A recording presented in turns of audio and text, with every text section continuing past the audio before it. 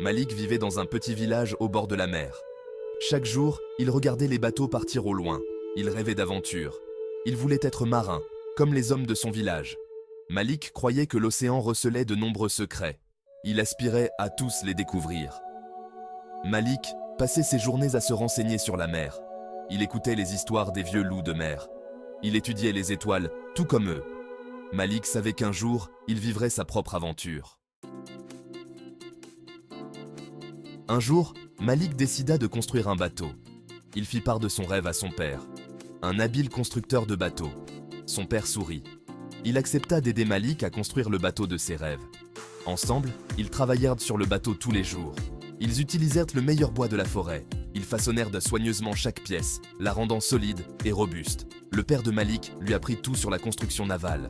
Il apprit à façonner le bois, à coudre les voiles et à naviguer à l'aide des étoiles. Enfin, le bateau fut prêt. Ils le baptisèrent l'Étoile des mers. Malik était si fier, il avait hâte de commencer son aventure. Le jour arriva pour Malik de prendre la mer. Tout le village était réuni pour lui dire au revoir. Malik serra son père dans ses bras. Il lui promit de revenir avec des récits de ses aventures. Avec un mélange d'excitation et de nervosité, Malik hissa la voile. L'Étoile des mers glissa sur l'eau, laissant le village derrière elle. Le soleil brillait et le vent gonflait les voiles. L'océan s'étendait devant lui, vaste et mystérieux.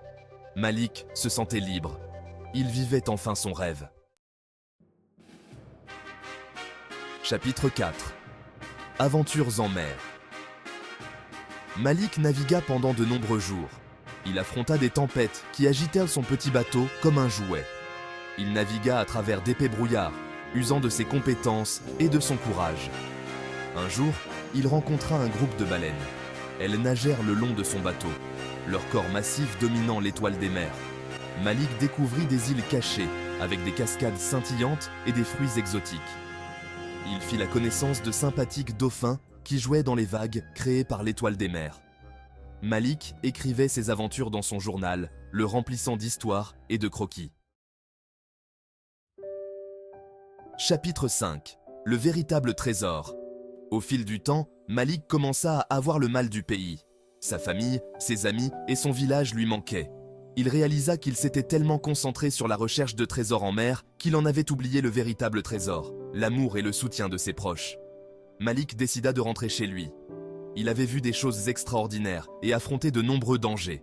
Mais il avait appris que la plus grande aventure était le voyage de la vie elle-même, et que le plus grand trésor était l'amour qu'il partageait avec sa famille et ses amis. Chapitre 6. Le retour au foyer.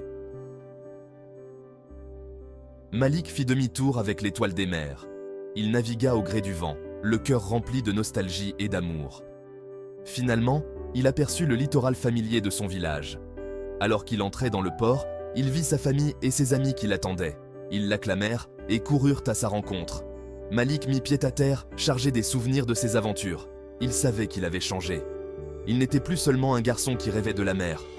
Il était un marin qui avait retrouvé son chemin. Malik partagea ses histoires et ses trésors avec son village. Il avait appris que la plus grande aventure est le voyage de la vie, et que le plus grand trésor est l'amour que nous partageons avec ceux que nous aimons.